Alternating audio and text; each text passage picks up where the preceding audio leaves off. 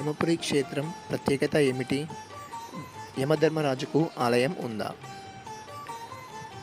పవిత్ర గోదావరి నది తీరాన వెలిసిన శివకేశవుల నిలయమైనది ధర్మపురి క్షేత్రం.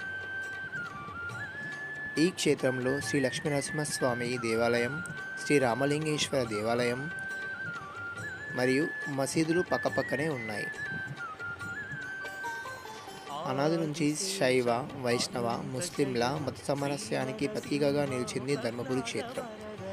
ఇక్కడ స్వామివారి యోగానంద నరసింహస్వామి భక్తుల కోరికలను నెరవేరుస్తున్నాడు.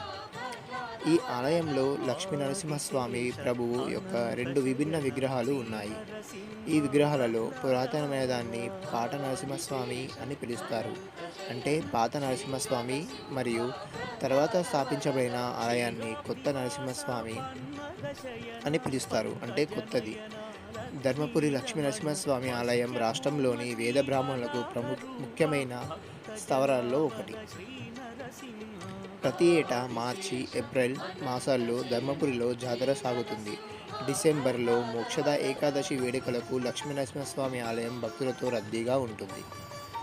ధర్మపురి క్షేత్రానికి ఒక ప్రత్యేకత ఉంది. ధర్మపురిలో యమధర్మరాజుకు ఆలయం ఉంది. ధర్మపురి దర్శనం తర్వాత యమపురి దర్శనం ఉండదని పండితులు చెబుతారు.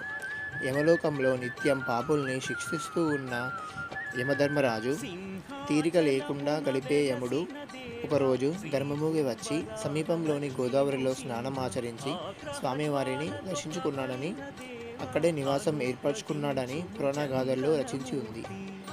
ఆలయం ద్వారం కుడివైపున యమధర్మరాజు విగ్రహం ఉంటుంది. ముందుగా యమధర్మరాజును దర్శించుకున్న తర్వాతే లక్ష్మీ నరసింహస్వామిని దర్శించుకోవాలని అక్కడి పండితులు చెప్తుంటారు.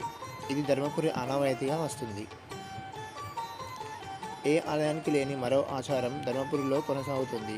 అదే కోనేరులో స్నానాలు చేయవద్దు. అంటే లక్ష్మీ నరసింహస్వామి దర్శనానికి వచ్చే భక్తులు కోనేటిలో స్నానాలు ఆచరించవద్దు. అందులో కేవలం స్వామివారు మాత్రమే స్నానం ఆచరిస్తారు. అది కూడా ఉత్సవాల సమయంలోనే స్వామివారు స్నానం ఆచరిస్తారు.